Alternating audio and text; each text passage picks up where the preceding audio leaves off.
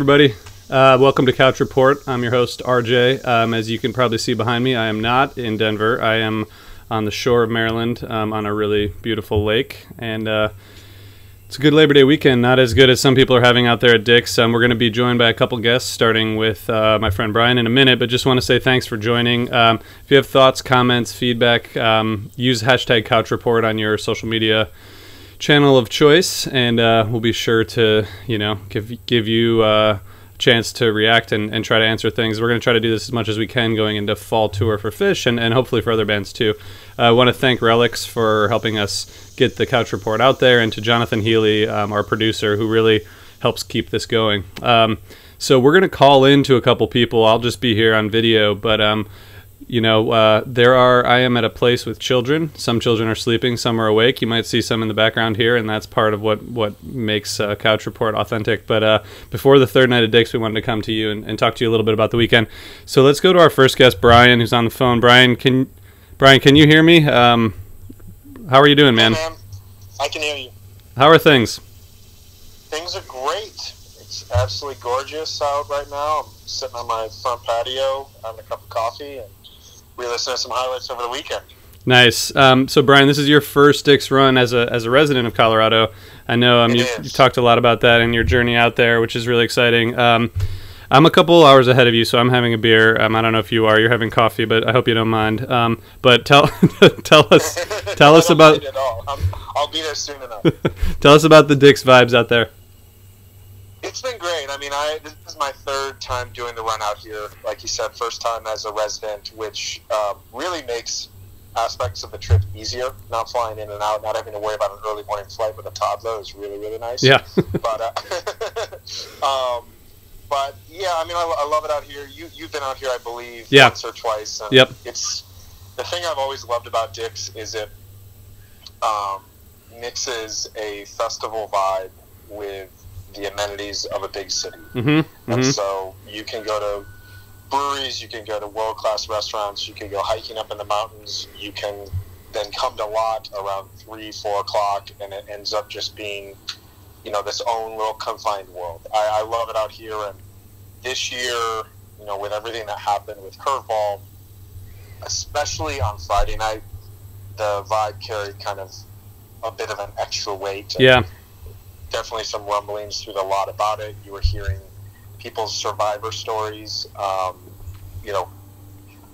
seen a lot on Twitter, and I saw a lot of people making lemonade out of lemons. Yeah. I heard a lot of stories that went in different ways over the last couple of days. So yeah, it's been interesting to hear that. Well, so are the Curveball Blues a thing of the past? Is that behind us at this point? I would say, to be totally honest, last night felt like just a Phish show. And I was kind of surprised that, like, when they walked on stage, I listened to you and Matt talk on the Quick Hit yesterday, and that was totally right on. The energy when they walked on stage on Friday night was unlike anything I've personally ever felt. Yep. I guess the only thing I can equate it to, and it's on the opposite side of the spectrum, but is the last night of Coventry, where it didn't feel like you were just at a normal Phish show. Yeah. I don't want to think about that again, but I think I understand the point. Yeah, and my reason for saying is I wasn't at Hampton, so I don't understand like the rejoice of the band coming back type of thing. I wasn't there for that, but it was very emotional. It was very heavy.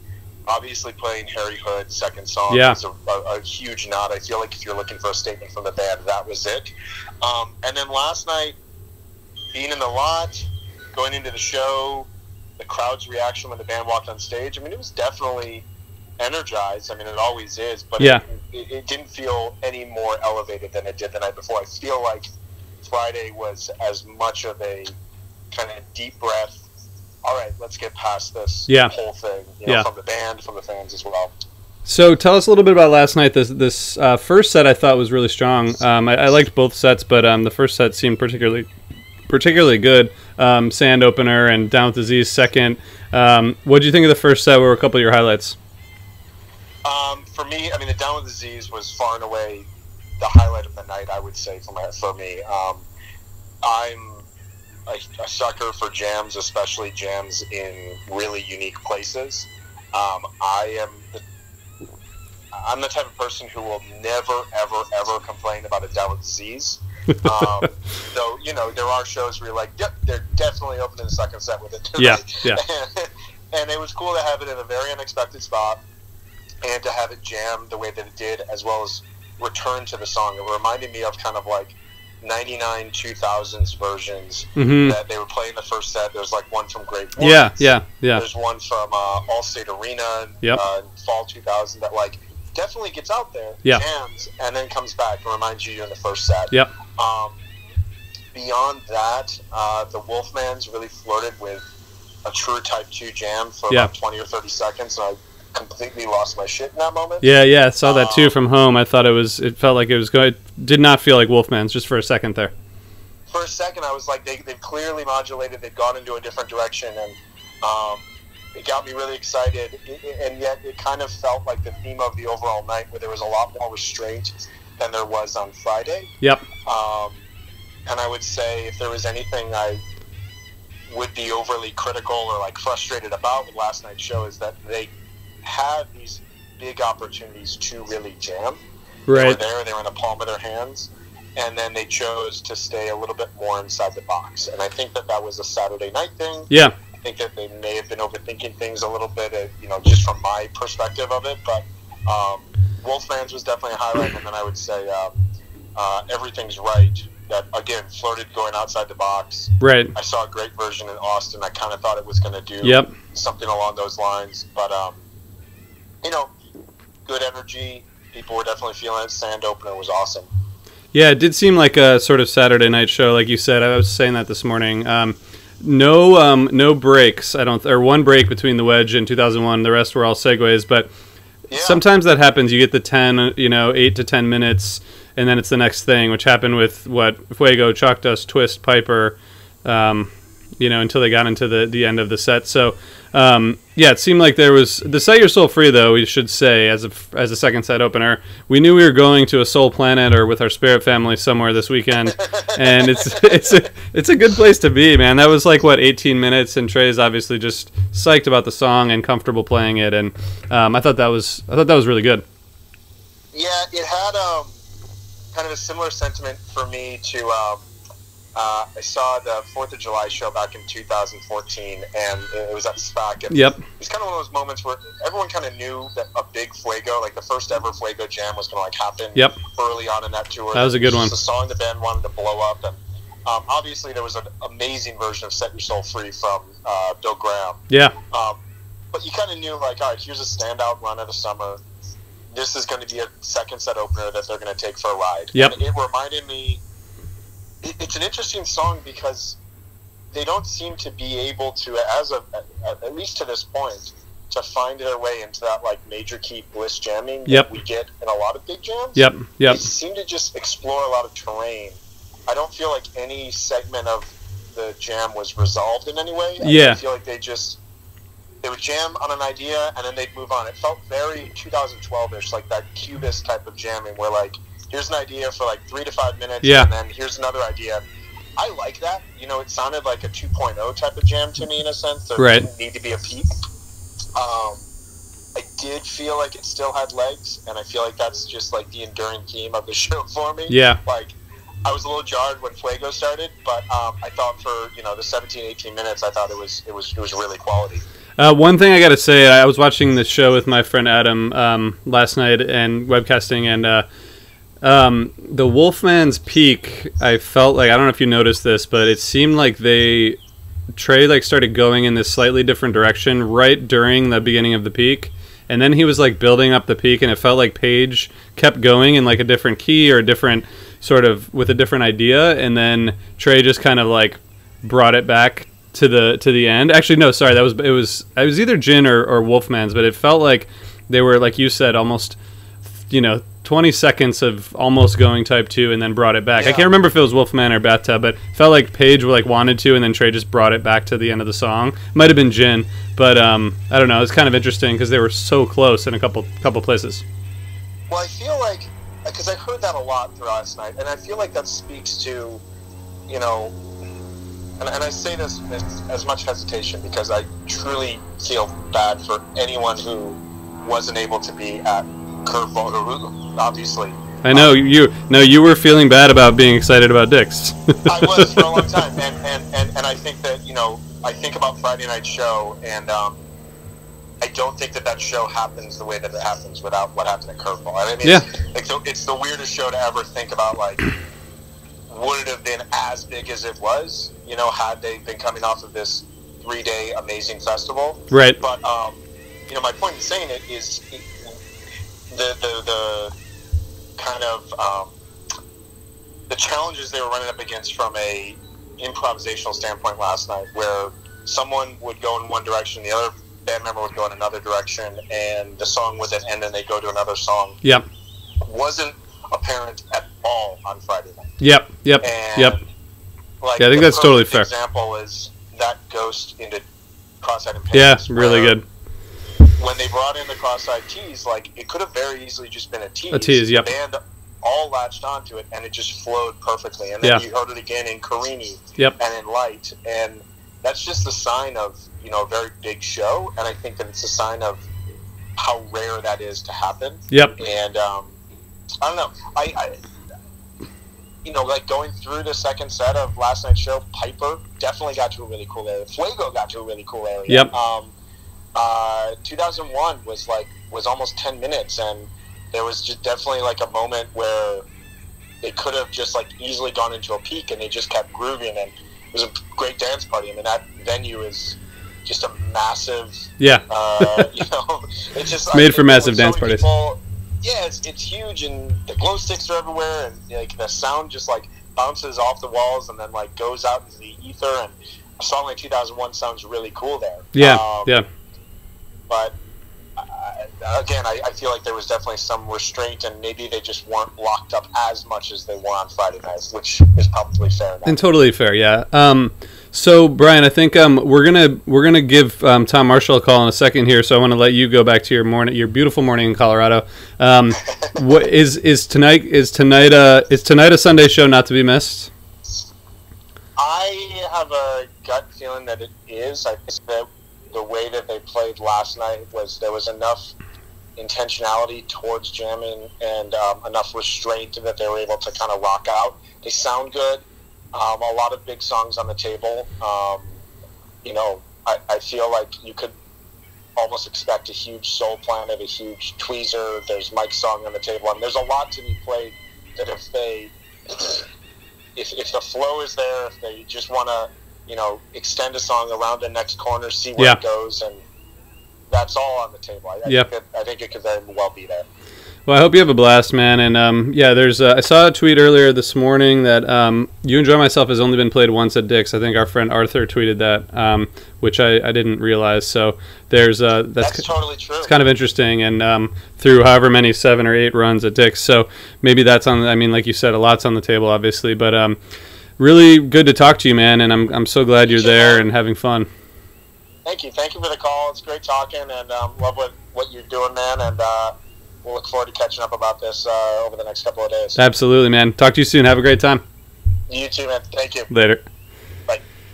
All right, so thanks to Brian for joining us. We're going to call Tom Marshall in a second. As you all can tell, it's a little hot out here, so I hope you all don't mind. I'm just going to keep having my beer and you know, making it through. We appreciate you guys joining, and please send us thoughts, reactions, questions, etc. Use hashtag CouchReport, and we'll try to get back to you. And we really appreciate any feedback, and we're having fun doing this. So let's give Tom a call, see what he's up to, and keep the afternoon party going.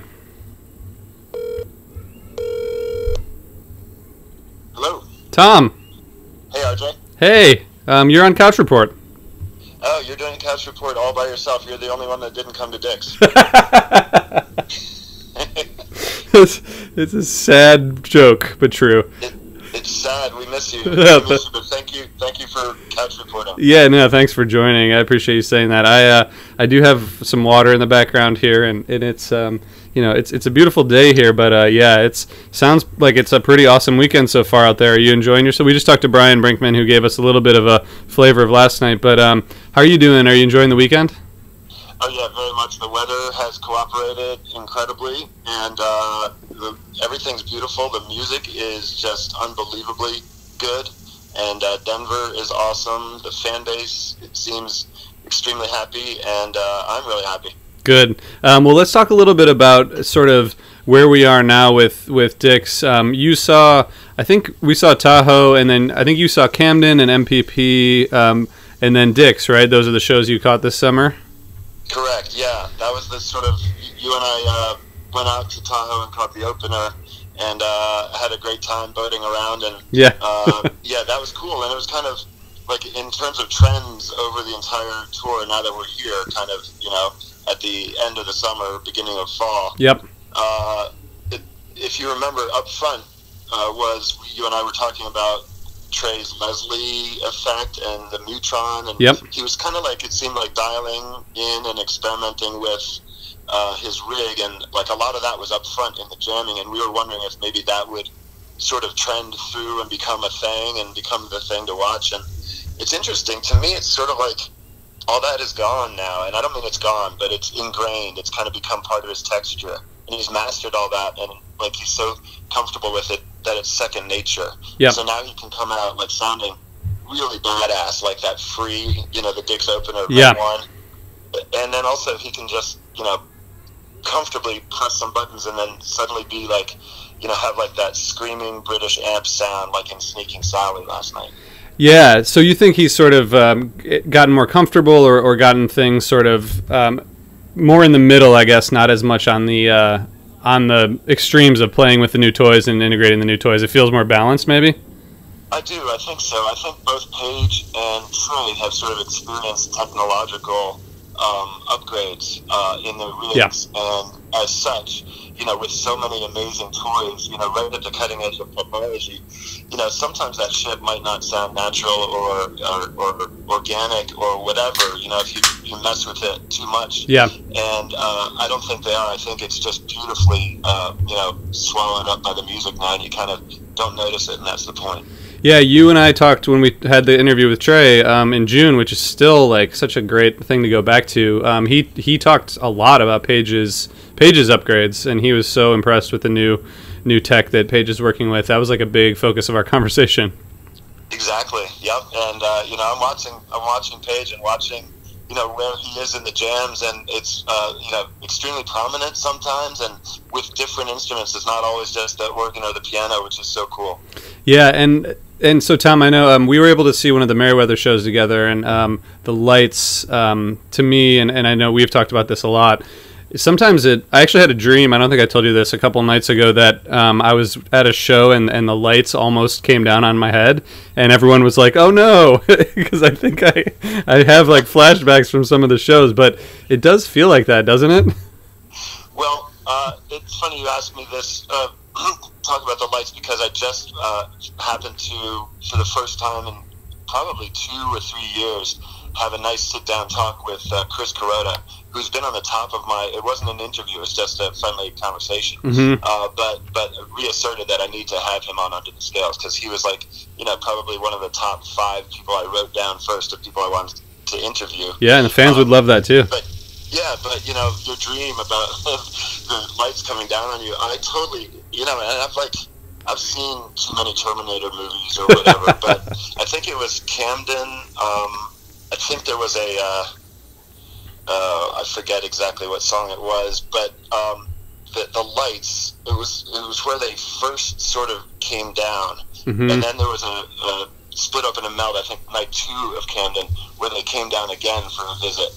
And I remember even Myke kind of looked up at them like, what's going on? And it sort of felt to me like it was the aliens looking at their humans, kind of coming in for a closer look at the humans below them, to assert their dominance over the humans.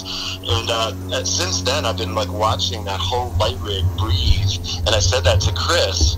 It kind of like does this slow, like lung expansion and then contraction, and he says he does that on purpose. Wow. He calls it like the smile and the frown. If you look at the light rig from the audience, when it's like curving, upwards, on either side, it looks like a smile, and then he gradually transitions between the smile to the frown.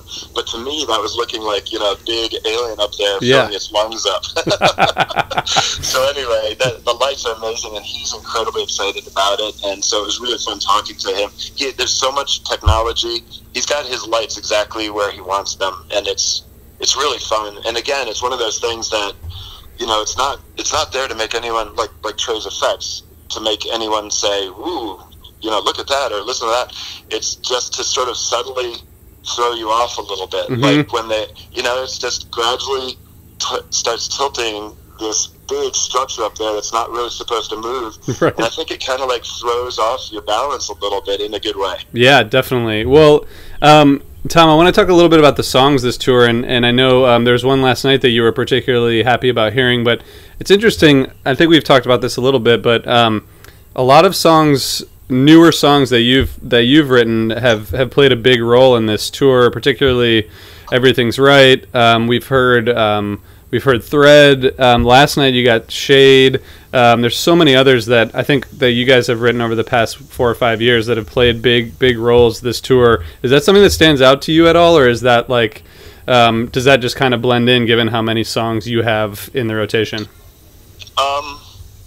It's more the latter. It's Mm-hmm. more they're not super duper new anymore. But you mentioned Shade, and I remember at Baker's Dozen thinking Shade was going to make a reappearance, because even then it hadn't been played at all, I think, in 2017.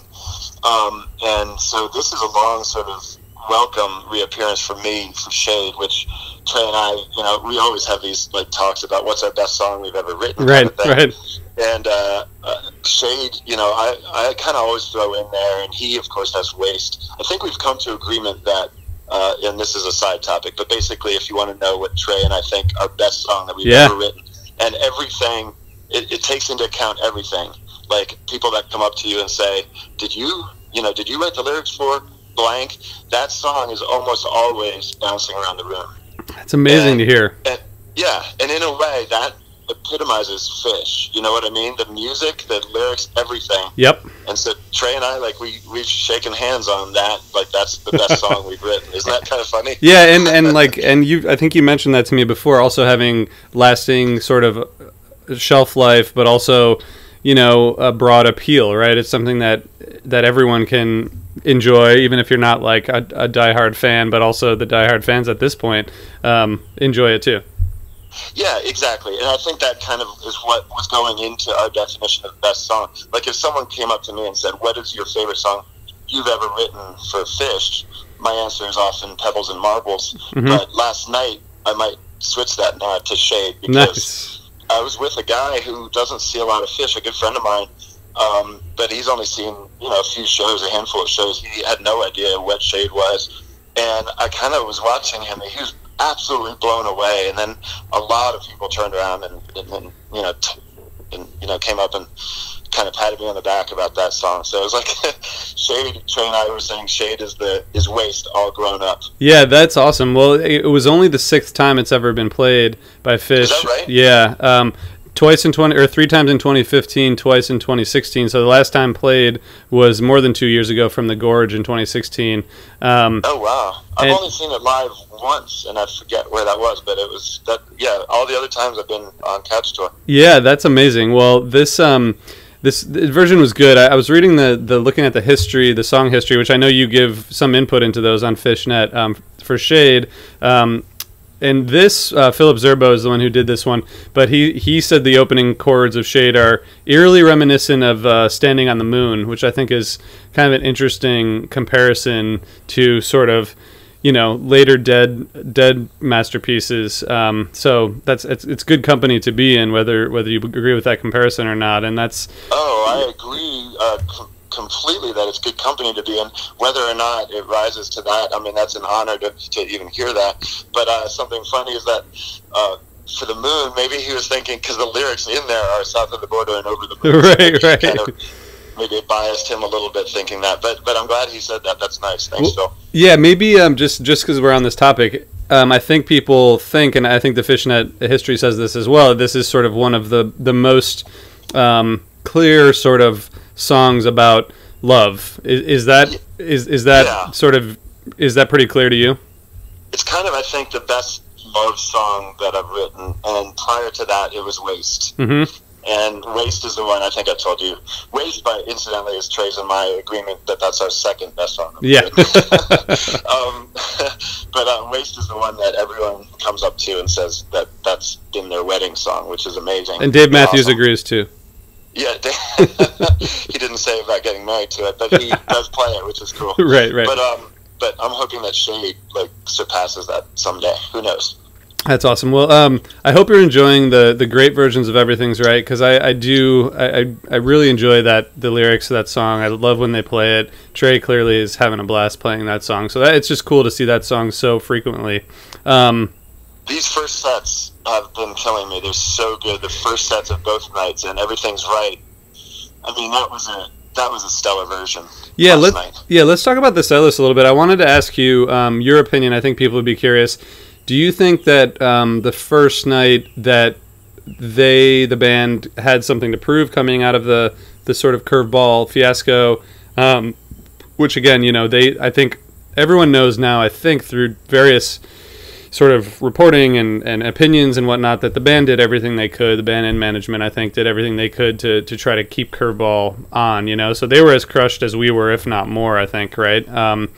Do you think they came out wanting to show the fans that anything, or was it just let's just put it behind us and move forward? I wouldn't word it that way, something to prove, but more like what you said after that. Like you just said, they were incredibly bummed out. They were so more bummed out than us, I think. Just for having been intimately involved with the preparations. We all have our minor tragedies of getting there and renting our. We didn't spend a year on it though. Right, they've been living it, and then to all of a sudden have the carpet yanked out from under you. But if anything, they just wanted to play some really good music for the fans. That I think it's more appreciation for the fans who are able to come through and put something like Curveball behind them. And as fans, we put it behind us. And we just want to be there for the band, and they want to show us that they're there for us as well. Yeah, and that first set of the first night, the Free into Harry Hood, was that a surprise for you, hearing Harry Hood second in the first set?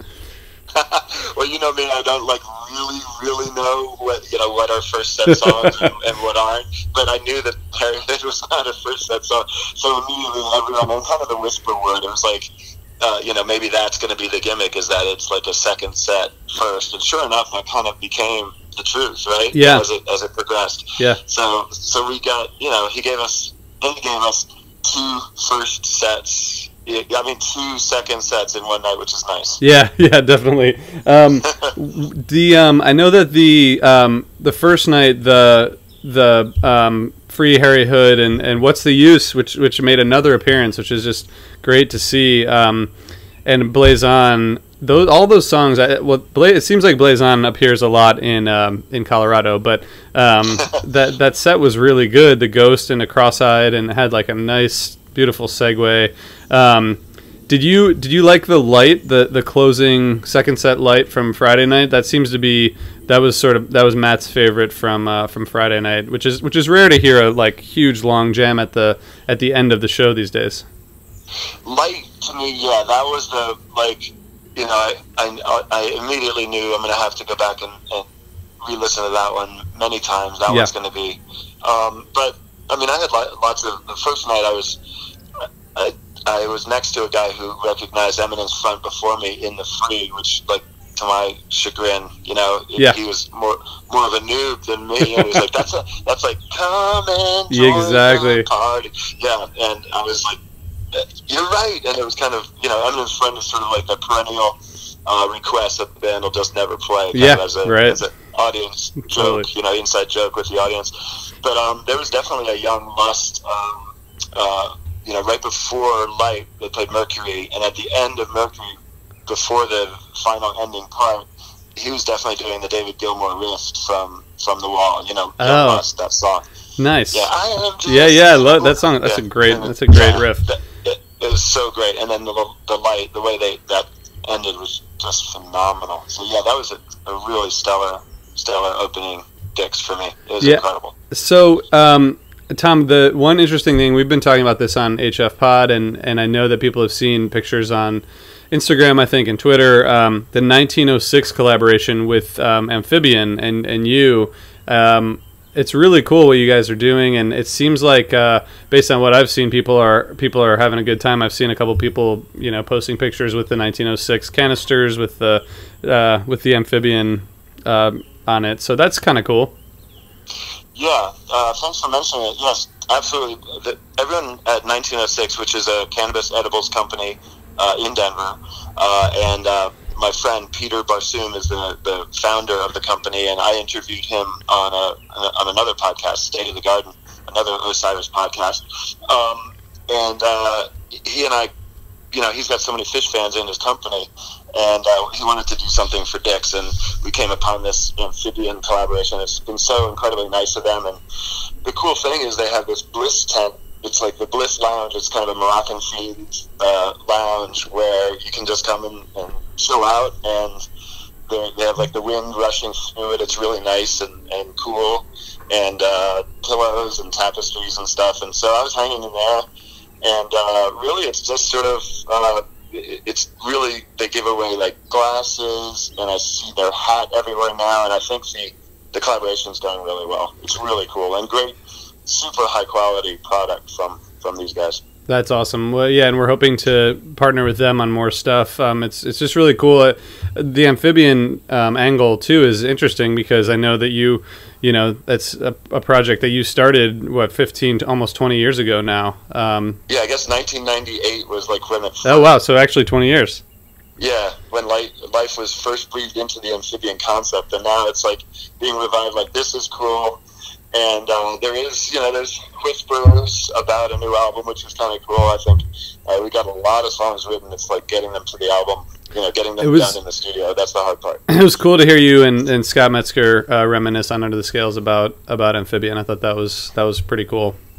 Scott Metzger and I, like, becoming friends again is kind of like the highlight of my year. That's awesome. He is such an amazingly cool guy. So fun.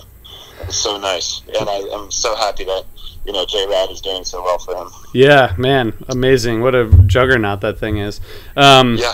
So Tom, we had a lot of fun with this with the Finish the Lyrics contest, Wordsmith, over the past 2 or 3 weeks. We managed to pull it off despite the curveball not happening, but man, that was really cool, and I guess I just want to say thanks to people for participating, but you are the one who actually read through 500 entries. 500 entries, yeah, and I'm getting to meet some of those people. Not only in the top 5, I met a couple of those, but people who got their submitted lyrics and didn't get chosen, and they're meeting them is kind of funny. They have they want to read me. They want to tell me what the one was and want me to tell them why they got kicked out. Yeah. They're like, just take one. The contest, it's not over yet. There's anyone who participated might have gotten an email from us. If you answer that, every submission plus mine are going to go into something, and we're going to do something. Something creative is going to happen with it. So it's not quite over yet. Something, we don't know exactly what that is. But if you got an email, answer that, and something good's going to come of it. Absolutely, yeah. So Tom, this is people say things about Sunday shows, and I know you're not one to make predictions about songs and stuff, but how do you feel going into the third day of Dick's? Do you feel like the vibes and the energy are setting the scene for something pretty exciting tonight, or do you think, or do you want to just go in with no expectations? Well, I mean, it's been exciting, so if they keep this level of excitement, I'm completely happy. I feel, someone mentioned, I didn't see it or hear it, that Thread was sound-checked, and seeing that recently as well makes me feel like I could do with one of those tonight. That would be great.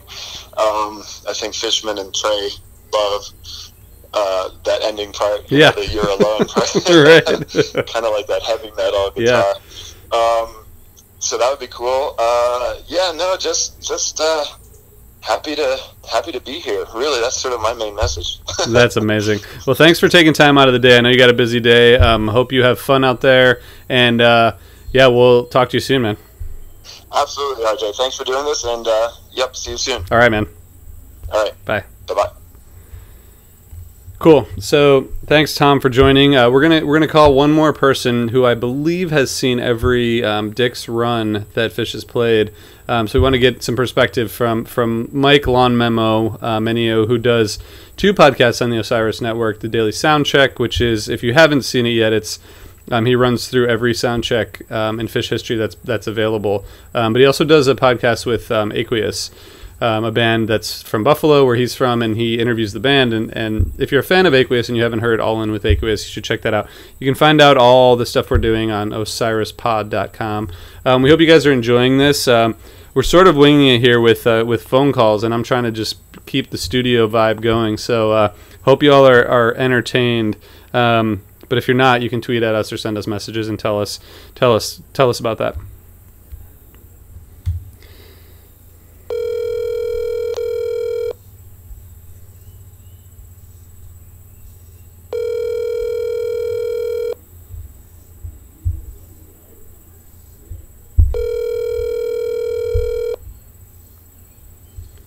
You know how it is. Nobody answers the phone anymore. Nobody uses the phone.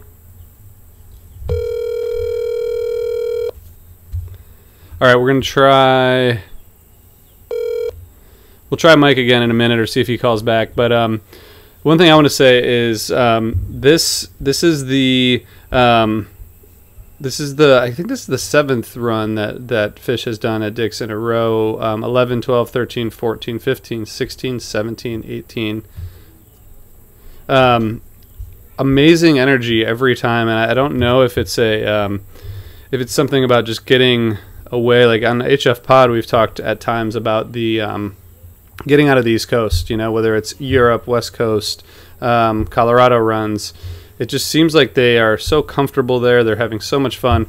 They do so much, just getting out of their comfort zone. It just, to me, seems like a place that is really just kind of incredible for them. So I want to get Myke's perspective on that, because I think he's been to every run so far. We'll see if we can get him, and if not, we can let you all go back to your Sundays as you're getting ready for the Sunday show.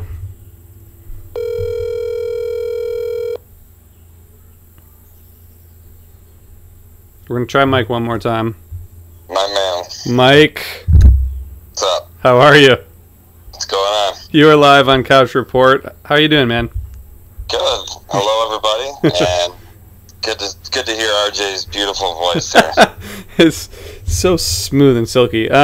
Myke, I was just... There's a friendliness to your voice that I always appreciate. It's just because you're my friend. So, Myke, I know that I'm pretty sure that you have seen every Dick's run.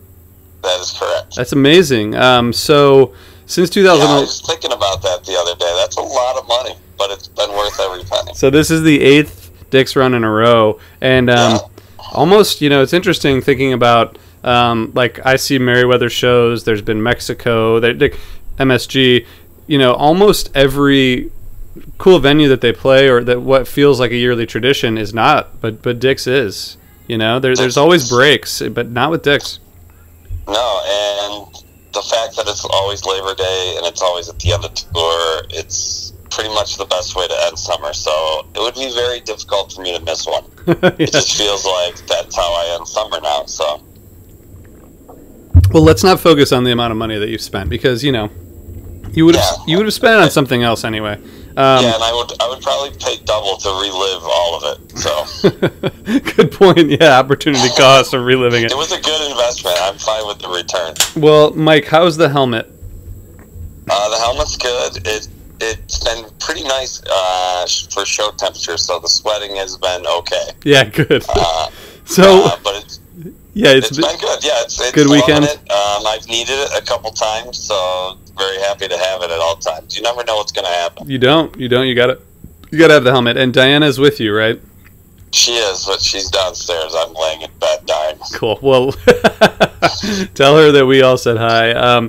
So Myke, tell us about the kind of vibe. We just talked to Tom, and before that talked to Brian from Beyond the Pond, giving us their perspective on sort of the vibes and maybe the post Curveball sort of tie-in if you have any thoughts on that, but just kind of how it's going this weekend so far. It's been really good. I think, it's pretty simple. When the band is playing well, the vibe is very good, and I think that is the case. There was a lot of nervous energy Friday. But also everyone was ready for that release, and I think they got it and then some. So it was incredible. The first night was an incredible Phish show from start to finish, and I thought last night was really good. I think this I think this tour has been better than a lot of people. I think the variety of jamming and the different stylistic jams that they've been into has been very, very widespread. And I particularly really enjoy that. So maybe, I don't think anything's hit 20 minutes this run yet, but I mean, where they're going from, song to song, it'll be a blissful jam that'll go into something dark and then peak. Like the jam arc over a couple songs and sometimes over a whole set I love it. I'm down for that. So that's interesting because I think there's been this sort of like even year, odd year thing that some people have talked about with regard to summer tour and I guess fall tours as well. But Dix seems to defy that because the even year Dix runs have been amazing, 2012, 2014, 2016. It's sort of strange, but I guess so. After tonight, I guess you will have seen 24 shows at Dix, and we'll leave the ranking to the rankers. But how does it stack up? I mean, what do you feel about the run so far, and how it stacks up? It has a chance to be right at the top. I mean, the first night is all-time show, any era, anything. In my opinion, it was just killer. And I think last night was very strong. It wasn't probably as good as the first night, but it was a rocking show. I mean, anytime you end with 2001 Salient Slave, those are good songs. I like those ones. I would pay money to see those again. So, I think it's been great. And, I think once you get to that elite level, it's hard to pick favorites. I think once it's crushing like that, just say that was a freaking great show. It's like you have 24 children and they're all a show from Dix. Yeah. It's interesting. The 831 shows always seem to be good, right? Obviously starting with the 831-12 show, the Fuck Your Face show, but the 831, 13, 14, and 18 have all been just phenomenal shows. But the Friday night shows, I guess, are always pretty good at Dix. Yeah, I think it's a tradition. I feel like it's like the Masters line. It's Friday night at Dix is a tradition, unlike any other. Trademark violation, but still amazing. Yeah, it's pretty special. The first night there just seems to. I think usually for me, the first and third nights are usually the best nights most of the time. Yep. And as much as people say don't miss a Sunday show, a lot of times the first night can be really good. I think they go for jams a lot the first night, and it seems to happen a lot at Dix. So yeah, and the Saturday shows often are sort of rock shows, a lot of segues, but a lot of different songs. Like last night, you saw 5 or 6 songs that were in the 9 to 12 minute range. There's still a shitload of jamming last night. Nothing taken away from it. I mean, especially starting the second set with a 18-minute jam. Yeah, well, I have not re-listened to pretty much anything. I kind of like to do that at home and let the jam settle in here on the run. But I can tell you, I thought the Disease was incredible. Nice, yeah, that's what Brian said as well. Oh man, I was really into that, especially coming up. So the same thing, you start with Sand. Sand was rocking, and great opener, cool jam. This very type 1 and rocking, and then that Disease kind of flips it. Yep. It gets rocking, and it went down, and then it got funky. So I mean, that's what I mean. Like the first 2 songs, all kinds of different styles that Phish could play. Yeah. And to come out strong like that, I mean, I've seen so many bad first sets. Yeah. Some of the first sets have been fantastic, and it makes a complete difference. When you've really, you've killed it in the first set, and everybody except break it. because they've been getting down so hard. Right, and right. I've been loving that. I've been loving the first sets this tour. Yeah. I've not been the biggest fan for many years. So. Right, yeah, this weekend's no different in terms of first sets. So, Myke, what's been your highlight of the weekend so far, if you had to point to one? Oh, that's a big question. Two highlights. Let's see. I would say, Ghost Cross-Eyed was pretty ridiculous. Yeah, first set too. I like that one song, Ghost. I'm into that one. I think I could get behind you made an one. entire blog based on it. So yeah, I think I could get behind that one. And then Segue to Cross-Eyed was the real deal. Yeah, I really liked Greedy, and I really liked Light, and I really liked Disease. So those would be. Piper was pretty damn good last night too, I thought. So. Yeah. That segment was like I sort of dismissed it as a bunch of 10-minute songs, but they were all really well played and with a lot of jamming. Yeah, and all different. So like Twist and Piper was real good. Yep. Set Your Soul Free was excellent too. Yeah. You mentioned that, and I'm with you on that. I thought that was great. So Myke, when the Phish, the last Phish history book is written, 100 years from now, and people are studying this crazy culture that we're part of. What's the legacy of Dix? I mean, you got a place where they play, like we said, without breaks so far. I mean, I'm sure there'll be a Labor Day weekend at some point that they won't play there. But where do you think it fits with other places like MSG or Camden or whatever? That's a very good question. I would say it's definitely going to be near the top. I think, it's crazy. I was talking with somebody about this the other day. I went in 2001, and I'm like, I just wanted to see some more Phish, and I've always wanted to be for Denver. I'm like, they're playing at this soccer stadium. Right. And I just go, and I'm like, all right, we'll see how it is. And for some reason, this place is completely electric. The sight lines are good. The sound are good. It's got a killer shakedown camping. Like it's like a little mini festival. Like It just feels like the togetherness at that place. I feel like the other thing about Denver that I really like is it feels more like everybody has traveled to see shows. Like I don't find a big local contingency. When I talk to people, they're all from all over the country. So I feel like these are hardcore fans. It's a destination. Are there for the right reasons. I think the talking is way down, and that the vibe is very, very strong Phish. So I've always thought that at Denver, and I really dig the crowd there. Like I go to a local show, and there's just people that want to come and do a bunch of drugs and stuff like that. People are in Denver for the right reasons. Right. Yeah, it's not like a Saturday night show in Maryland, for example, where sometimes at Merriweather it's just people from DC who just want to party. Yeah. So I think the music itself is going to speak for itself. Pre the run, I was trying to listen to some of the old stuff, but there's like 30 jams that I think are top notch for what song they were.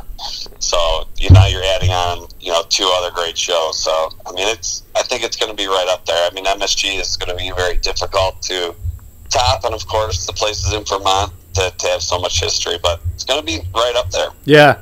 Cool, that's awesome. Well, I'm so glad you've been able to see some. I cannot believe you will, after tonight, have seen 24 shows at Dick's. Yeah, you must.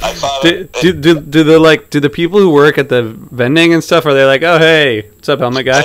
Yeah, there's that dude in the helmet again. Yeah, he should just set up a cot here for next year. Right. Yeah, and that's the thing is like everything's good here at the venue. The staff is amazing. The security's good. It's very friendly. Everybody says thank you for coming. It's, if you've been, everybody can't speak enough about how much of a good time it is. So. It's so fun. Well, I hope you have a great Sunday show. Yeah, it's been great. I'm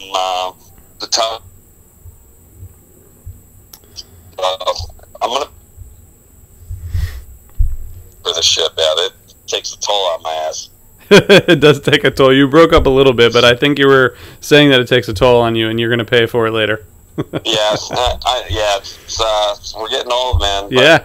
It's amazing how much during a run I can feel so young and so old all during the same 3-night run. That's a really good point, because couch touring here on the East Coast, I went to bed at set break last night. Sorry to make that confession, but it was 12 o'clock and I knew my kids would be up at 6, which like clockwork they were, and man, being there, at least you get to sleep in a little bit. But you're right, man. It's where we can live while we're young, but man, unbelievable. And by the way, the Chalk Dust mid-second set, that was a surprise to me. I kind of thought that would be second set jam, but we'll see what happens. There might be another Soul song, might be doing a Soul Planet, but Tweezer looms for tonight, so it's Myke's Groove on the table. There's a lot of fun stuff that can still go down. So. Yeah, man. All right. Well, have a good time tonight. Thanks for all your work on both your podcasts, and we'll catch up with you again soon, Myke. Yeah, we'll let everybody know that the Daily Sound Check will be getting up and ready to roll probably in another week. So Daily Sound Check will be back. All right, man. Well, have a great Sunday show. Tell everyone there we said hi, and thanks for joining. All right. Always a pleasure, RJ. Miss you, man. All right, man. Talk to you soon. All right, see you. Bye. All right, so we are going to briefly, we're going to let you all go back to your Labor Day weekend, but people have said in surveys and in emails and other correspondence that they want more Brad. So I'm going to try to just give Brad a call here, because I think it would be a nice way to close out Couch Report by talking to Brad. We'll see if he picks up.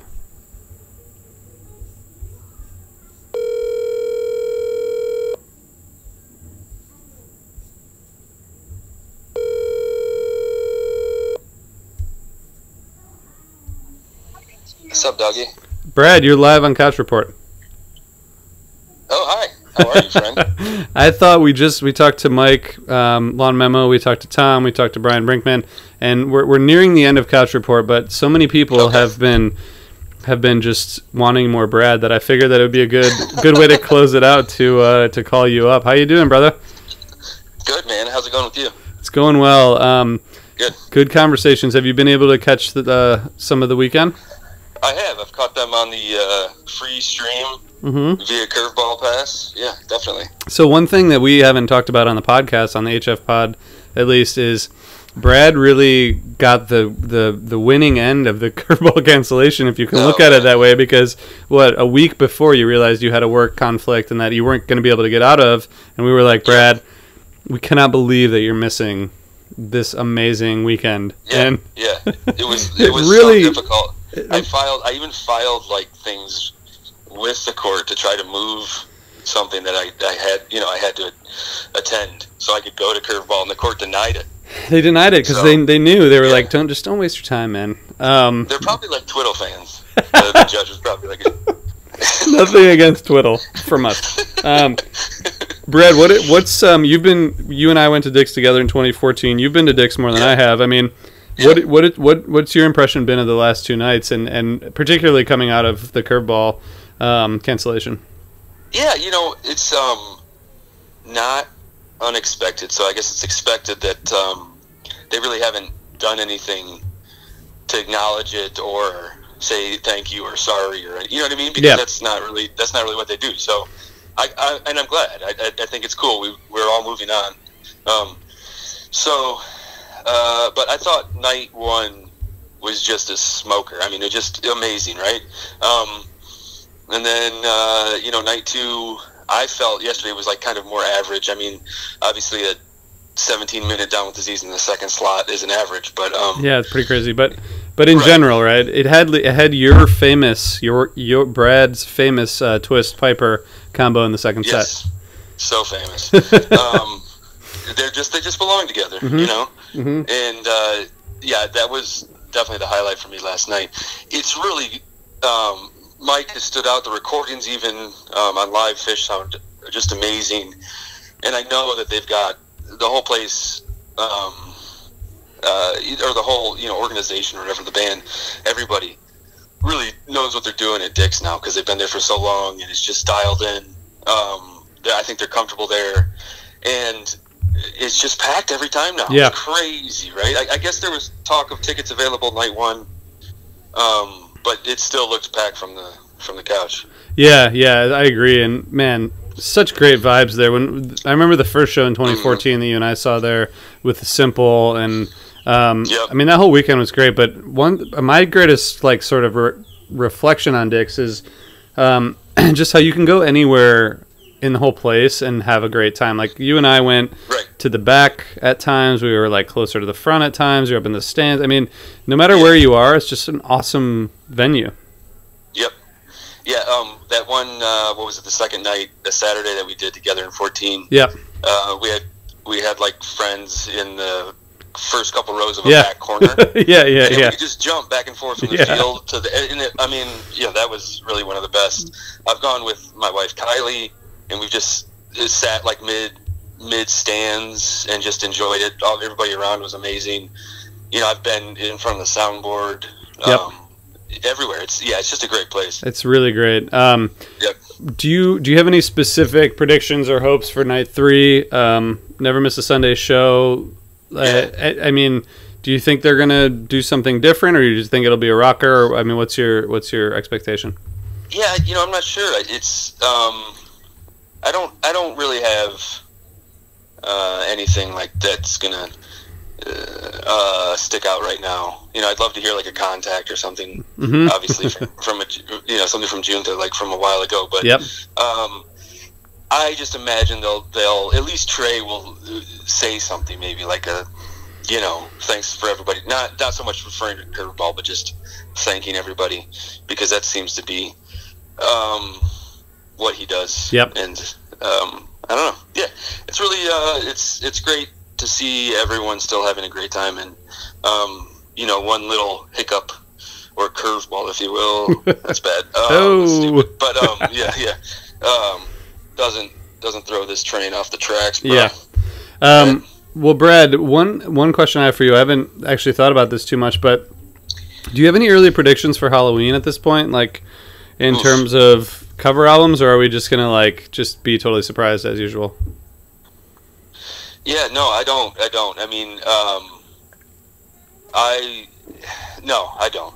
I'd want to hear like something from maybe it seems like we've lost a bunch of artists since 16, right? Yep. Just every Petty and all those people. Yeah, who so many, I man. think were influential to be band.